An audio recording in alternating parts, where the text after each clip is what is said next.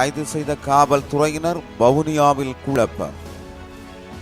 மதுபான உரிமங்கள் வழங்கப்பட்டமை குறித்து ரணில் வெளியிட்டுள்ள தகவல். இனி விரிவான செய்திகள். தமிழீழ விடுதலை புலிகள் அமைப்பு மீதான 5 ஆண்டு தடை நீடிப்பை டெல்லி மேல் நீதிமன்ற நடுவர் மன்றம் உறுதி செய்துள்ளது. கடந்த மே 14ஆம் தேதி 5 ஆண்டு தடை நீடிக்கப்பட்ட பின்னர் சட்டவிரோத செயல்கள் தடுப்பு சட்டத்தில் கீழ் அந்த நடுவர் மன்றத்தை மத்திய உள்துறை அமைச்சு அமைத்தது. இலங்கையில் தமிழர்களுக்கு தனி ஈழம் வழங்க போராடிய விடுதலை புலிகள் அமைப்பு இந்தியாவில் ஏற்கனவே தடை செய்யப்பட்டிருந்தது. அந்த தடை முடிவுக்கு வரவிருந்த வேளையில் மேலும் 5 ஆண்டுக்கு தடையை நீட்டித்து மத்திய உள்துறை அமைச்சு உத்தரவிட்டது. அதனைத் தொடர்ந்து அந்த இயக்கத்தை சட்டவிரோத அமைப்பு என்று அறிவிக்க போதிய காரணம் உள்ளதா என்பதை முடிவு செய்ய டெல்லி மேல் நீதிமன்ற நீதிபதி மன்மீத் பிரீதம் சிங் அரோரா தலைமையில் நடுவர் மன்றம் ஏற்படுத்தப்பட்டது. இந்த நிலையில் கடந்த வெள்ளிக்கிழமை உள்துறை அமைச்சு அறிக்கை ஒன்றை வெளியிட்டுள்ளது. அதில் கடந்த 2009ஆம் ஆண்டு இலங்கையில் தமிழீழ விடுதலை புலிகள் அமைப்பு வீழ்த்தப்பட்டது. இருப்பினும் தனி ஈழம் கோருவதையோ அதன் பிரகாரம் மற்றும் நிதி திரட்டும் நடவடிக்கைகள் மூலம் ஈழம் அமைவதற்கான பணிகளில் இரகசியமாக ஈடுபடுவதையோ அந்த அமைப்பு கைவிடவில்லை என நடுவர் மன்றத்திடம் மத்திய அரசு தெரிவித்துவிட்டது என்று அந்த அறிக்கையில் தெரிவிக்கப்பட்டது. அரசு அளித்த தகவலின் அடிப்படையில் UABA சட்டத்தின் கீழ் தமிழீழ விடுதலை புலிகள் அமைப்பை சட்டவிரோத அமைப்பு என்று அறிவிக்க போதிய ஆதாரம் இருப்பதாக நடுவர் மன்றம் கூறியுள்ளது. எனவே அந்த அமைப்புக்கு விதிக்கப்பட்ட தடையை நீட்டித்து மத்திய அரசு பிறப்பித்த உத்தரவை உறுதி செய்வதாகவும் அது அறிவித்துள்ளது. இந்தியாவின் இறையாண்மைக்கு தமிழீழ விடுதலை புலிகள் அமைப்பு தொடர்ந்து அச்சுறுத்தலாக உள்ளது என்றும் இந்தியாவின் பாதுகாப்பு மற்றும் ஒருமைப்பாட்டுக்கு தீங்கிழைக்கும் நடவடிக்கைகளில் அந்த அமைப்பு தொடர்ந்து ஈடுபடுகிறது என்றும் நடுவர் மன்றம் தனது தீர்ப்பில் குறிப்பிட்டுள்ளது. நாட்டில் நிலவும் அரிசி தட்டுப்பாட்டை உடனடியாக நிவர்த்திக்க நடவடிக்கை எடுக்குமாறு ஜனாதிபதி அனுரகுமார திசாநாயக்க அரிசி வர்த்தகர்களுக்கு ஆலோசனை வழங்கியுள்ளார். சந்தையில் அதிகரித்துள்ள அரிசி தட்டுப்பாட்டுக்கான தீர்வு தொடர்பில் ஜனாதிபதி செயலகத்தில் இடம்பெற்ற விசேட சந்திப்பில் அவர் இந்த ஆலோசனையை வழங்கியுள்ளார். அரசாங்கத்தின் தீர்மானத்திற்கு இணங்க முடியாவிடின் அதற்கு எதிராக கடும் நடவடிக்கை எடுக்க நேரிடும் என்று ஜனாதிபதி எச்சரித்துள்ளார். சந்தையில் நிலவும் அரிசி தட்டுப்பாட்டிற்கு தீர்வு காண்பதற்காக ஜனாதிபதி அனுரகுமார திசாநாயக்க 2 தடவைகள் அரிசி ஆலை உரிமையாளர்களை சந்தித்து கலந்துரையாடியிருந்தார். எனினும் சந்தையில் அரிசி தட்டுப்பாடு மற்றும் நிர்ணய விலையை விட அதிக விலைக்கு அரிசி விற்பனை செய்யப்படுகின்ற நிலையில் ஜனாதிபதி மீண்டும் ஒருமுறை அரிசி வர்த்தகர்களை சந்தித்து விசேட கலந்துரையாடலை நடாத்தியுள்ளார். இதேவேளை நாட்டின் பிரபல அரிசி வியாபாரியான டட்லி ஸ்ரீசேன வெளிநாடு சென்றுள்ளதாக கூறப்படுகிறது. இலங்கையில் ஏற்பட்டுள்ள அரிசி நெருக்கடி தொடர்பில் ஜனாதிபதி அனுர திசாநாயக்கவுடனான கலந்துரையாடலில் கலந்து கொண்ட மறுதினம் அவர் தனிப்பட்ட விஜயம் ஒன்றை மேற்கொண்டு வெளிநாடு சென்றுள்ளார். இதேவேளை புலனறுவையில் உள்ள அரளிய உள்ளிட்ட அரிசி ஆலைகள் நுகர்வோர் அதிகார சபை அதிகாரிகள் கண்காணிக்க ஆரம்பித்துள்ளது. அத்துடன் அதிகார சபையின் 2 அதிகாரிகள் அங்கு நிலை கொண்டுள்ளனர். அதேவேளை ஜனாதிபதியுடனான கலந்துரையாடலின் போது உயர்த்தப்பட்ட புதிய கட்டுப்பாட்டு விலையில் அரிசியை வழங்குவதற்கு அனைத்து ஆலை உரிமையாளர்களும் இணக்கம் தெரிவித்துள்ளனர். யாழ்ப்பாணத்தில் திடீர் காய்ச்சல் காரணமாக 3 உயிரிழந்திருப்பதாக தகவல் வெளியாகியுள்ளது. பருத்தித்துறையை சேர்ந்த 40 வயதுடைய ஒருவர் சாதாரண காய்ச்சல் இருமல் அறிகுறிகளுடன் மந்திகை ஆதார மருத்துவமனையில் அனுமதிக்கப்பட்டு மேலதிக சிகிச்சைக்காக யாழ்ப்பாணம் போதனா வைத்தியசாலைக்கு மாற்றப்பட்டு சிகிச்சை பலனின்றி உயிரிழந்துள்ளார். அதேபோன்று காய்ச்சல் இருமல் அறிகுறிகளுடன் கிளிநொச்சி மருத்துவமனையில் அனுமதிக்கப்பட்டு 28 வயதுடைய ஒருவரும் யாழ்ப்பாணம் போதனா வைத்தியசாலைக்கு மாற்றப்பட்ட நிலையில் உயிரிழந்துள்ளார். மேலும் நாவற்குழி பகுதியை சேர்ந்த ஒருவரும் காய்ச்சல் இருமல் அறிகுறிகளுடன் யாழ்ப்பாணம் போதனா வைத்தியசாலையில் சிகிச்சை பெற்று வந்த நிலையில் உயிரிழந்துள்ளார். இவ்வாறான நிலையில் இவர்களின் உயிரிழப்புக்கு எலிக்காய்ச்சல் அல்லது உண்ணி காய்ச்சல் காரணமாக இருக்கலாம் என்று சந்தேகிக்கப்படுகிறது. உயிரிழந்தவர்களின் உடல் கூற்று மாதிரிகள் சட்ட மருத்துவ அதிகாரியால் மேலதிக பரிசோதனைகளுக்காக கொழும்புக்கு அனுப்பப்பட்டுள்ளது.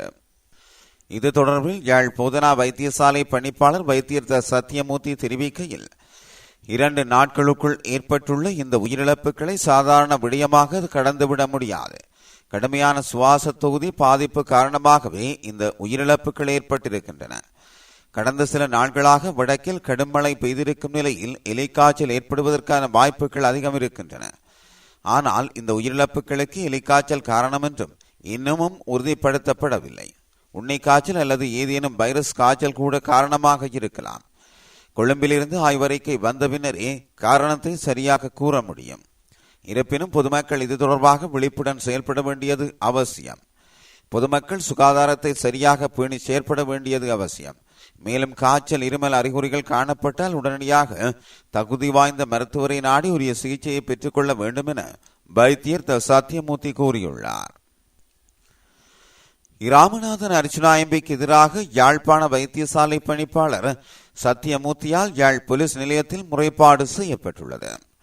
இந்த முறைப்பாடு நேற்றைய தினம் பிற்பகலில் மேற்கொள்ளப்பட்டதாக யாழ்ப்பாணம் போலீசார் தெரிவித்தனர்.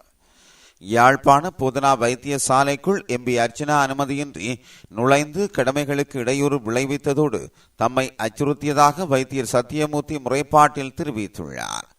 இந்த நிலையில் இந்த முறைப்பாடு தொடர்பாக விசாரணைகளை முன்னெடுக்க உள்ளதாக போலீசார் தெரிவித்துள்ளனர்.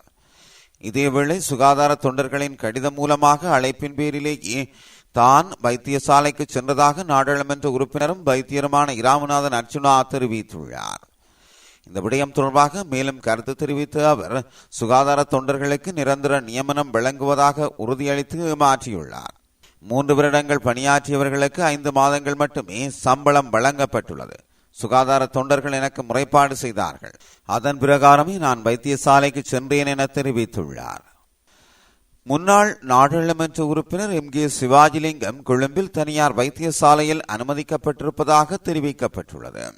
கடந்த 2 நாட்களாக சுய நினைவிழந்த நிலையில் கொள்ளுப்பட்டி தனியார் வைத்தியசாலையில் அனுமதிக்கப்பட்டுள்ள MK சிவாஜிலிங்கம் தொடர்ந்தும் அபாயகரமான கட்டத்திலேயே உள்ளதாக கூறப்படுகிறது. நடந்து முடிந்த 2024 நாடாளுமன்ற தேர்தலில் போட்டியிட்ட பின்னராக கடுமையாக நோய்வாய்ப்பட்ட நிலையில் சிவாஜிலிங்கம் சிகிச்சை பெற்று வருகின்றமையும் குறிப்பிடத்தக்கது.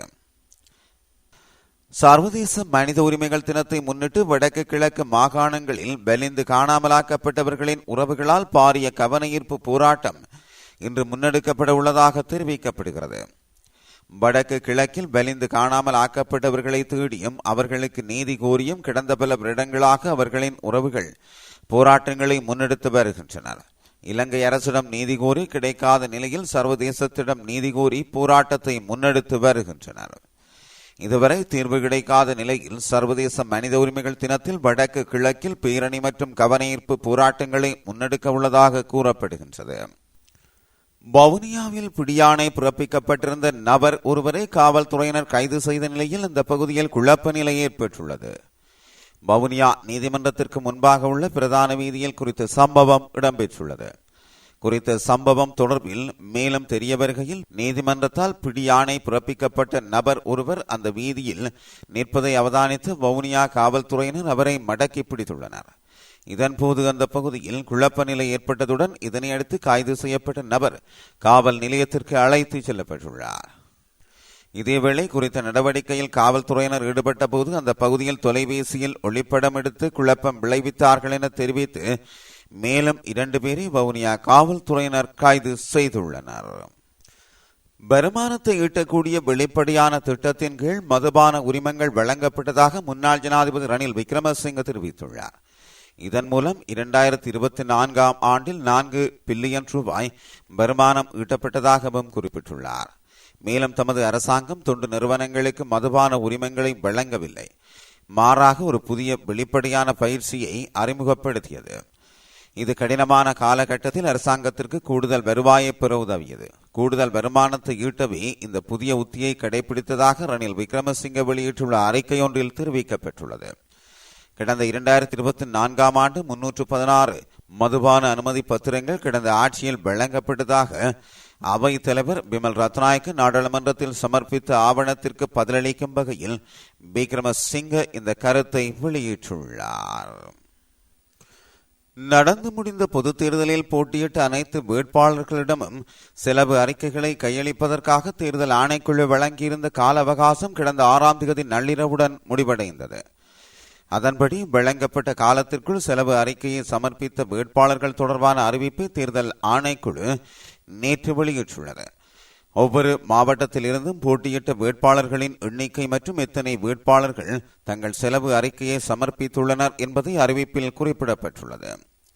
இந்த ஆண்டு பாராளுமன்ற தேர்தலில் மாவட்ட அளவில் மொத்தம் 8,361 வேட்பாளர்கள் போட்டியிட்டதாகவும் அவற்றில் 7,905 பேர் தங்களின் செலவு அறிக்கையை சமர்ப்பித்துள்ளதாகவும் 949 வேட்பாளர்கள் செலவு அறிக்கையை சமர்ப்பிக்கவில்லை எனவும் தேர்தல் ஆணைக்குழு குறிப்பிட்டுள்ளது.